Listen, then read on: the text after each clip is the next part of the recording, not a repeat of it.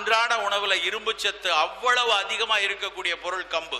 இங்க பஜ்ரான்னு சொல்றோம் இல்லையா, அந்த பஜ்ரா, அந்த கம்பு நம்ம கம்பு தோசையாவோ, கம்பு சோள தோசையாகவோ, கம்பு ரொட்டியாவோ, கம்பங்கூழாகவோ, கம்பு மோர்ச்சோறு வெங்காயம் போட்டோ சாப்பிட்டோம்னா இரும்பு சத்தும் கூடவே கால்சியம் சத்தும் நிறைய கிடைக்கும். எளிய ஒரு தானியம் கம்பு.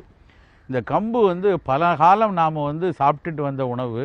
கடந்த ஒரு 50 ஆண்டுகள் 60 ஆண்டு காலமாக ஒதுக்கி வச்சுட்டோம். அது சிறுதானியங்கள் எல்லாத்தையும் எடுத்தோன்னா அதுக்கு முதல் ரேங்க் கொடுக்கணுன்னா கம்புக்கு தான் கொடுக்கணும். அந்த அளவுக்கு சத்து கம்பில் இருக்குது. கம்பில் பார்த்திங்கன்னா ஒரு கம்பரிசியும் எடுத்துக்கிட்டு, இந்த பக்கம் ஒரு வெள்ளை அரிசியும் எடுத்துக்கிட்டு, அரிசிச்சோரையும் கம்பரிசி சோறையும் ரெண்டையும் கம்பேர் பண்ணி பார்த்திங்கன்னா வெள்ளரிசி சோறை விட 8 மடங்கு கம்பரிசியில் இரும்பு சத்து அதிகமாக இருக்குது.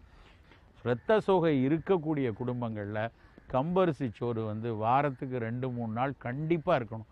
அந்த கம்பரிசி சோறே நல்லா கம்பங்கூழாகவோ, நல்லா அந்த சோறை மோர் சோறா கம்பங்கூழையே நிறைய தயிர் விட்டு, சிறிய வெங்காயம் சேர்த்து, கொஞ்சம் முருங்கைக்கீரை வச்சு சாப்பிட்டோம் அப்படின்னா அதில் நல்லா அந்த கம்பரிசியில் இருக்கக்கூடிய இரும்பு சத்து இயல்பாக உள்ளே போகும். அன்றாட